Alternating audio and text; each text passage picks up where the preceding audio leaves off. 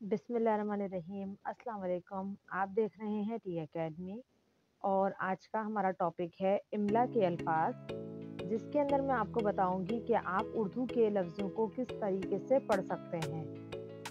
इससे पहले अगर आपने मेरा चैनल सब्सक्राइब नहीं किया तो सब्सक्राइब कर दें और बेल आइकन पर क्लिक कर दें ताकि आगे आने वाली इंफॉर्मेटिव वीडियो आप तक पहुंच सके। उर्दू पढ़ने के लिए आसान तरीका है कि आप अपने लफ्ज़ों में पहले अलग अलग हुर्फ़ों को ध्यान दें कि वो क्या लिखे हुए हैं। कि अक्सर बच्चे क्या गलती करते हैं, एक दो लफ्ज़ देखते हैं और अपने पास से एक नया लफ्ज़ ईजाद कर देते हैं। तो सबसे पहले आप उन लफ्ज़ों को देखें कि क्या लिखा है, सबसे पहले कौन सा है, दूसरा कौन सा है, तीसरा कौन सा है, चौथा कौन सा है। उसके बाद आप इनके हुरूफ को आपस में जोड़िए।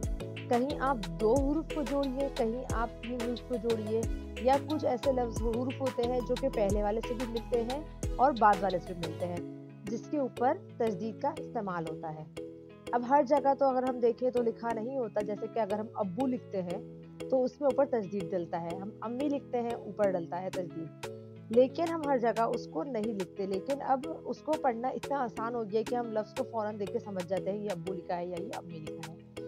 तो इसी तरीके से अगर आप एक एक या दो दो हुर्फ को जोड़ने की कोशिश करेंगे तो आपको सही लफ्ज़ मिल जाएगा। अब जैसे कि हमारे पास पहला लफ्ज़ है अदरक, तो इसकी आप इस तरह से हिज्जे करें, अलिफ दाल अद, रे काफ रक, अद रक।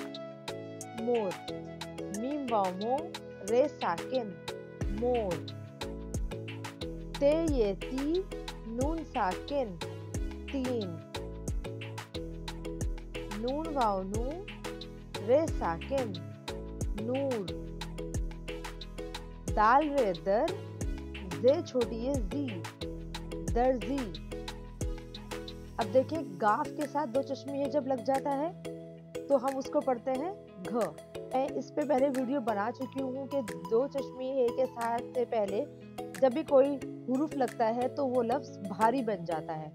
तो इसी तरीके से गाफ दो चश्मी है वाव घूम, मीम साकिन घूम।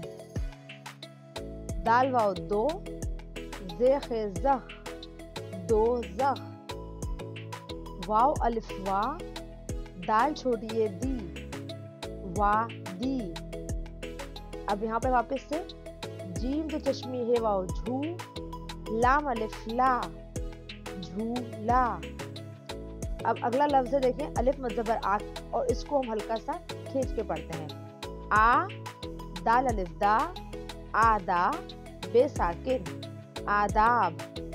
उम्मीद है कि आपको वीडियो पसंद आई होगी। वीडियो को लाइक ज़रूर कीजिएगा, कमेंट ज़रूर कीजिएगा और अपने दोस्तों के साथ शेयर ज़रूर कीजिएगा। जज़ाकल्लाह।